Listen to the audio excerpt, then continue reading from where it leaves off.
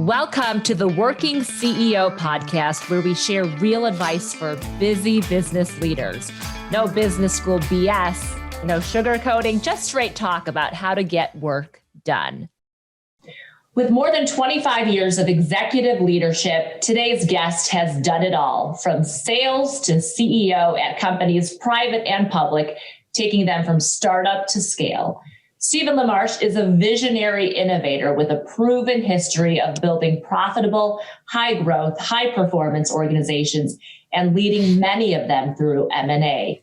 He balances an entrepreneurial spirit with strategic execution, making him a go-to angel investor or board member. We're fortunate that he's on the board at Highwire Networks, and we're excited to welcome him here on the Working CEO podcast. Hi, I'm your co-host, Susanna Song, VP of Marketing at Highwire Networks. And with me, of course, is the Working CEO, Mark Porter, CEO of Highwire Networks. Hey, Mark, how's everything going? Great. I'm just so happy we got the go-to guy here. Yeah, our guest today is someone, Mark, you talk to on a regular basis. And I gave the official intro, but how would you describe him and why you asked him to sit on the board?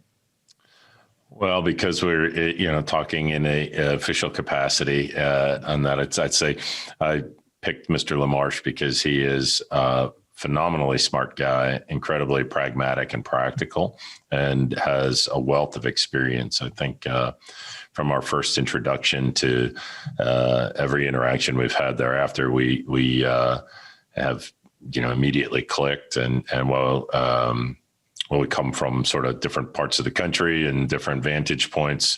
I might say slightly different generations too, but a little bit. Yeah, just not too big a gap. But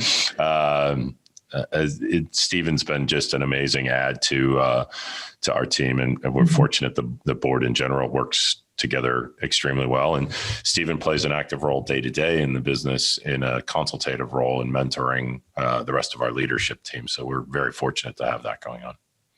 Yeah. Stephen, tell us, maybe take us back actually to how you got started. We listed off quite a bit of accomplishments. Yeah, first of all, it's great to be here, Mark and Susanna. Glad to participate in the podcast, and it's been great working with Mark and the leadership team, and some exciting things are happening at Highwire Networks. Well, I think my career is probably like many others, where early on it was right place, right time. I was with a telecom technology startup that was literally the step after the garage, and started my career selling business phone systems. Fairly tactical, grind, go out and do it and get it done. And I really learned a lot through that. It was, as I mentioned, a startup. There weren't a lot of resources, so it was kind of up to the five of us when the company started to roll up our sleeves and go make it happen. I remember at times having to answer the phones, do just about anything to keep the business moving. And it really grew and became a sort of a living business school. I had thought about going back to business school and decided I was living it and I'd rather make money. So rather than spend money. So, and that company grew and flourished. I learned a lot from the CEO at the time, who was very pragmatic and analytical and somewhat cautious. He and I got to be a good yin and yang. I was a little more impetuous, a little more aggressive, trying to get things done. And, together we grew that company. And I think it really provided a foundation for me for the rest of my career in sales, but in marketing, but in growing that company, having to understand the process, the procedure, financial implications of everything we were doing, and not just plow into everything because it seemed like a good idea at the time. So it really was foundational in everything I did after that. Stephen, let's take one step back even further, because there's a couple things that I think are some commonalities across Highwire, and something we see across sort of the business landscape today. Let's go back to college. In your college years, I think, was that the 30s? So it was not quite. Not quite. So back in those days, then you were the 40s, my friend. Whatever decade that was, before recorded history, you played hockey in college, and you were an athlete, and you're still very competitive. And we get together and we golf and compete, and frankly, that's a sort of a staple of life with our board meetings, and actually a great time to be out together. What impact did being an athlete have on your career and on how you approach day-to-day situations as a leader, as a CEO, as a board member, as a C-level executive? How do you think that impacted your future? I think it plays an important role in all parts of my life. Certainly in business, when you're an athlete, you learn about commitment, you learn about dedication, hard work, perseverance. And in whatever sport you might play, there's going to be success. There's going to be probably more failure than success. And I think being an athlete teaches you to overcome those things and sort of think about why you might have failed, and what you can improve on, and what things you need to do relative to practice, to working out, whatever it might be, to improve upon whatever weakness you had. And then I think personally participating in team sports, added an element of, working together towards a common goal, understanding what those goals are and what your role on the team is to help the team achieve that goal. And oftentimes thinking about those team goals and not so much your individual goals plays an important part in business. And, as I progressed through my time playing hockey in college, as I got older, you just inherently take on a leadership role with some of the younger players that are adapting to a much more rigorous college schedule, competition. Coaching's very different. They're not your friends. They're just there to get a job done. And the older players help the younger players kind of understand that and work through it. And I think that as well helped me in my work career after that. And I think, again, other areas of my life. I think that's, it's an interesting take and something that we've kind of seen across really across industries, across all across the world, really. When you look at the C-suites around and you look at what percentage of men and women identify themselves as athletes in some way, shape, or form, right? And that's, I know, I've always found ways to keep competing in things like triathlon and those things. And today it's golf, whatever. But it's fascinating to me in interacting with you how you're always coaching and mentoring. Yeah. And as we get, I find as we get a little older in life, get some gray hair and some perspective, that part of the job is quite possibly some days the only rewarding part, other days the most rewarding part, right? I mean, it could be, there's a lot of stuff that you end up having to do that you don't, necessarily want to be stuck doing when you're the boss. But that part, to me, I see it in you when you're interacting, particularly with our cybersecurity business. That mentoring and coaching is a huge asset to the organization, and it goes all the way back. It clearly goes all the way back to those ties to your college days and formative years. Sure, it really does. It does, and also with 30 years of banging your head against different rocks, and then learning from that and trying to help others from what you've learned. That's something, as you've heard me say to others. I can't always save you money. I can't always save you heartache, but I can save you time by showing you I've done it that way. It didn't work. It didn't work the second time, the third time, or the fourth time. And sure wish somebody had showed me that shortcut, but here's the answer to the question. Now move on and save yourself 10 years of misery. So that is, which by the way, to me, as I've learned, that's probably the most precious of all of those assets. We can always recover financially if you have enough time, but you're not getting any of it back. That's the one thing about time. So what Stephen, as you look at,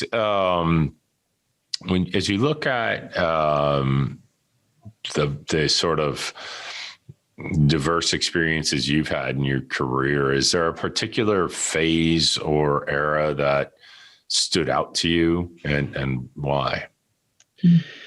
I think honestly that first job in sales that I mentioned, and that did progress from sales to sales management to VP operational leadership. We were fortunate to get into the telecom space, and actually, and I will date myself here, actually the early days of data networking and the evolution of the internet. Telegraph, or slightly after? Just after that. But the advance of data networking and sort of the internet coming to be something that's ubiquitous today in a tool. So again, there's part of the right place, right time. But during all that, you really had to be adaptable as that whole space was emerging and evolving literally monthly, almost, if you think back to that. Yeah. And to have been, part of a small senior management team that was living that and understand, looking at an opportunity, being open to an opportunity. I think that's always important, and trying to see something that's new and how it might be add value in business or other parts of our lives, and then figuring out how that fits into your business, if it does, or in many cases, doing the right thing and deciding that it might not. But when you do see that opportunity that does fit, then really planning on how you're going to execute from sales, before sales, marketing, and then operationally to, deliver efficiently, have good margins and a good customer experience, and think of that all the way through, not just the front end. This is exciting. We should do this. And yeah, you could probably go paint a picture, make a sale, but if you can't implement and deliver and do it efficiently, do it consistently, and to scale, then you might have some short-term gain, but long-term, you're not going to build a viable business. And I really learned that all the way through. I learned a little bit about patience. I learned a little bit about paying attention to the details and being analytical, and listening to the team, and helping the team understand what their role was going to be, and really having a picture of what that successful outcome was, which is really a happy customer that keeps paying you. Everybody thinks the goal is that sale, and you really have to focus on that. But if you don't think it all the way through to that happy customer who pays their bill, then things can get broken in the middle. Yeah, that last part's really important. I'll come back to that right after I ask this next question, which is, do you at all feel guilty about selling people ISDN BRI for internet back in those days? Because I often have a guilt complex over doing that to people. Yeah.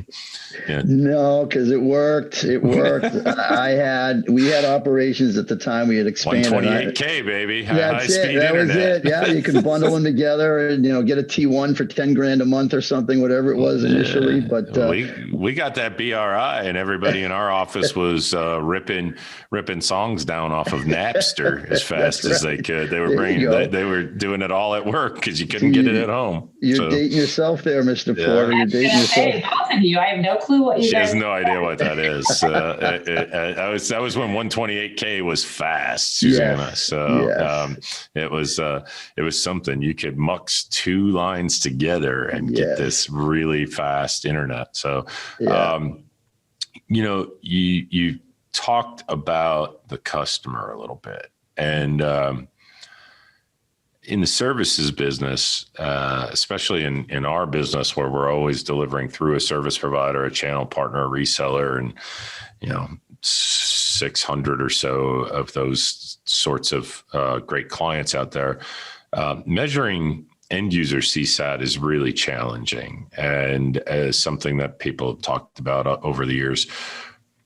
At the end of the day, though, you hit on what I view as the most important metric in the health of the business.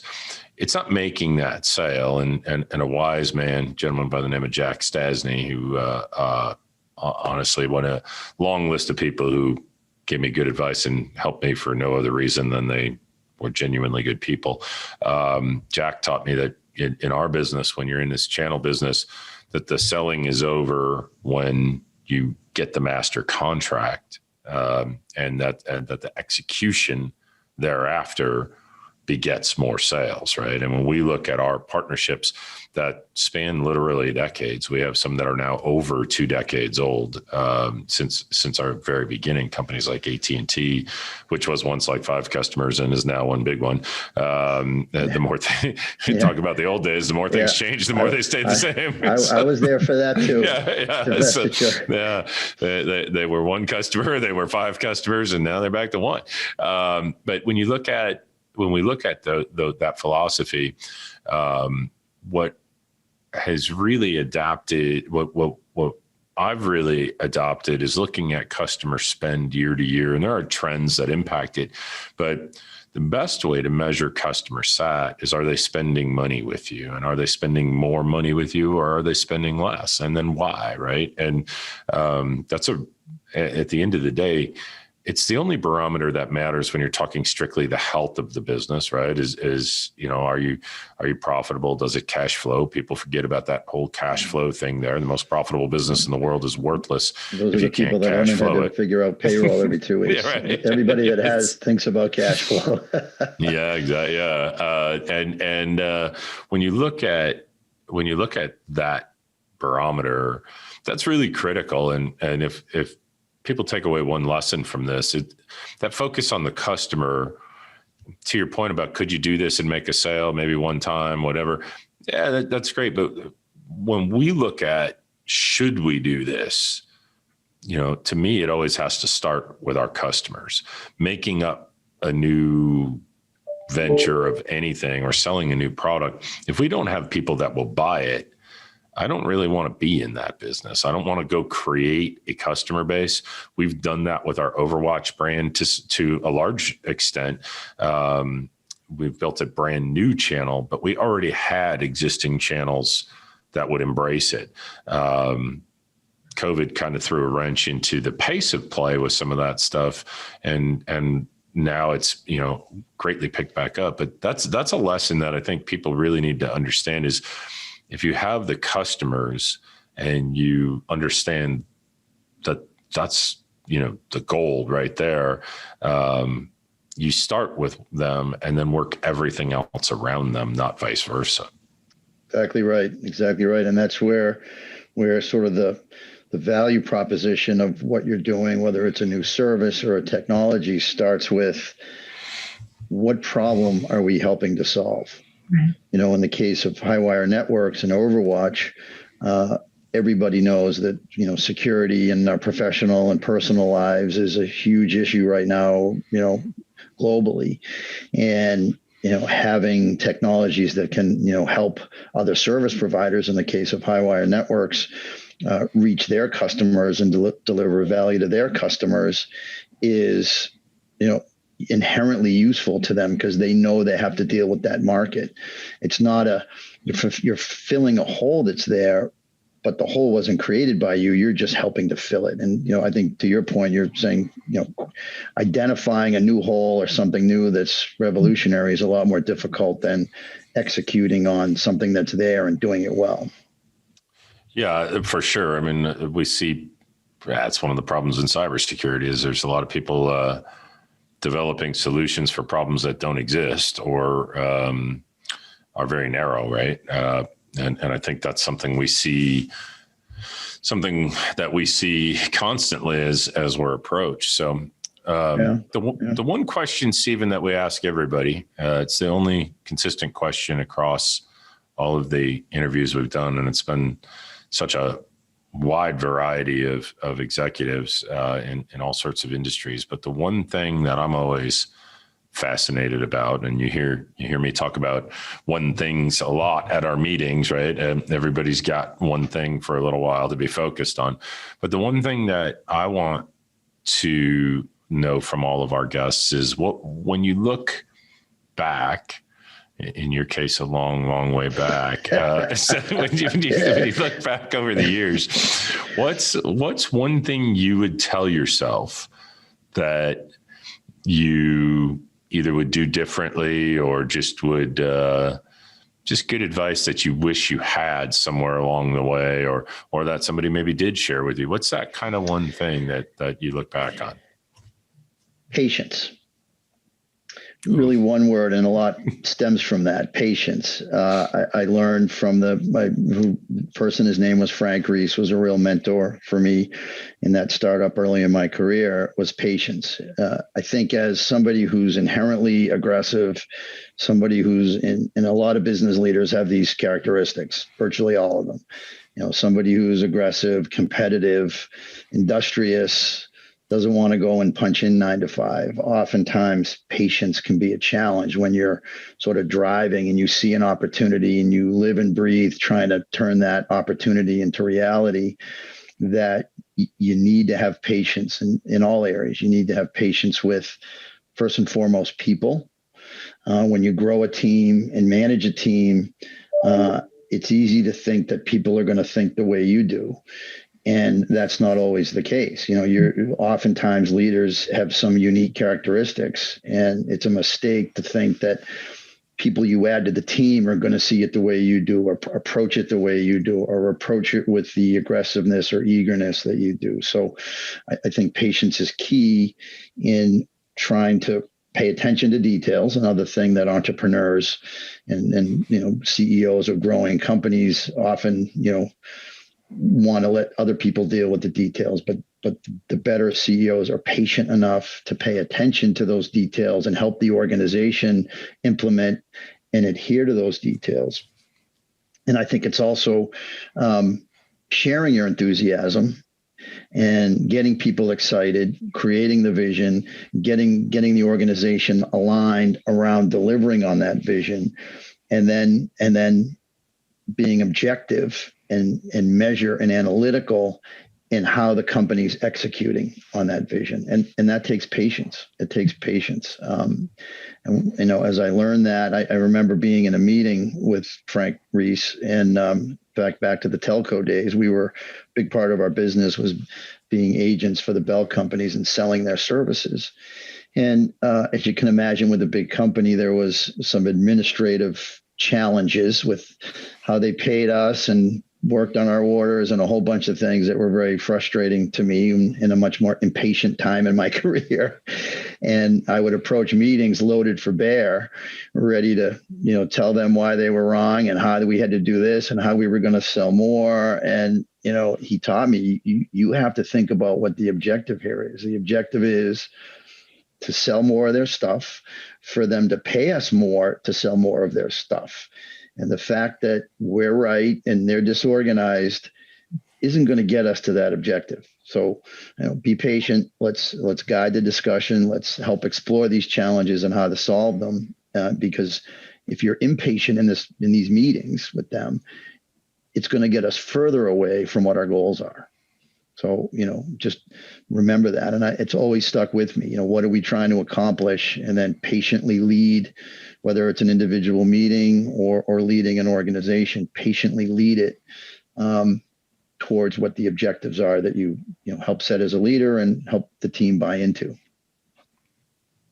Yeah, that's a valuable lesson. And that's one that, as you might imagine, I've had people tell me over the years to slow it down a little bit. Our friend Jason from Mako, I'll give a plug out to Mako Networks. He sat me down. We were working on something one time, and I might have scared a couple of folks. And he said, you have to understand something. And I said, what's that? He said, you have a high ceiling. He said, I could talk to you about anything and you can pick it up. You have capacity to learn, curiosity, all that good stuff. He said, most people don't have a ceiling that high. He said, you have to understand each individual ceiling and make sure that you're not talking above that, or that you're not expecting them to go so far beyond that they're going to fail and you're going to be disappointed in them, because you both lose in that situation, not just that individual, which I thought was good advice. And a lot of it is just patience and understanding. Yeah. But that's when we talk internally and we talk about that long game, or one of my other things I talk about a lot when people are trying to figure things out is to start with the end, right? What does the end game look like? Where do you want this to be? because everybody's trying to figure out what that first step is. And that can often overwhelm, right? That can create paralysis or whatever. If you don't look at the lifetime value of the relationship, the lifetime of this product, the lifetime of this, which by the way, could be very short, right? I mean, that's, when you look at security, it could be, if you're thinking something's forever, you're probably going to be disappointed in 36 months or less, right? This is a volatile and dynamic business with a changing landscape. So whatever that end game is, you do have to have that in mind. People talk about that building a business. I'm not necessarily sure I believe in, starting with the exit kind of philosophy, because I think these things have a lifetime journey of their own. But when you are talking about working with people, building products, building solutions, it really helps to know what it's supposed to look like. It's like the puzzle. Have you ever seen the study of ask somebody to put together a puzzle with the picture on the box and without, and it takes like 3 times longer without, right? If they don't, they don't know what they're looking at. That's a great analogy. Yeah. Eventually they'll get there, but it takes 3 times longer, right? Yeah. So it's great stuff. Stephen, I'm really appreciative of the time today. This is, as always, and every time we talk, I always feel better for it, which is one of the best parts. I do want to close with one other thing, and it's come up several times along the way, and with other people's journeys. You've talked a lot about having a great mentor. For anybody out there who's starting a business, I think our very first one, Jeff Wald, started it with get help, find somebody. There are people out there who will help you. There are people who want to help you. Listen to them, right? Find them, seek those people out. And then it's continued at nearly every podcast along the way, whether it was somebody's parent or an influential person in their career. I can't say enough how fortunate I am that, even people like Stephen have wanted to be part of the journey and do what they can to help out. But if you've got those people around you, and you do, reach out and embrace them and listen to what they're saying. Amen. Absolutely. Well, thank you to our guest, Stephen. I always learn a lot from you as well. And patience is a virtue. I think it takes a lot of wisdom to be able to live it out, though. And banging your head off those rocks kind of helps you get there eventually. Yeah. I might have to do that. Guys like Stephen and I still, even though people told us to be more patient, it doesn't mean we actually were. I mean, that's just, I find with a little bit of age, it's getting better, but it's there's still a lot of room for improvement there. Yeah, always. Well, thank you to our listeners as well and our viewers for joining us. If you have feedback, of course, reach out to podcast@highwirenetworks.com. I'm also going to throw this one out. If you know a CEO or entrepreneur who has a cool story or someone who has inspired you, drop us a line. You beat me to it, Susanna. I was gonna throw that out too. We'd love to expand our ecosystem of people helping people. Absolutely. And be sure to join us for our next episode. 3 former college athletes with a big dream to fix the hiring process, why they say it's broken, and how they plan to fix it. Until next time, I'm Susanna Song. And I'm Mark Porter. And this is The Working CEO. Thank you for listening. Please subscribe so you don't miss the next episode of The Working CEO. Remember, whether your collar is blue or white, roll up your sleeves and let's get real. The Working CEO is made possible by Highwire Networks, a leading global provider of technical, professional, electrical, and managed cybersecurity services, serving businesses in more than 180 countries. To learn more, visit highwirenetworks.com.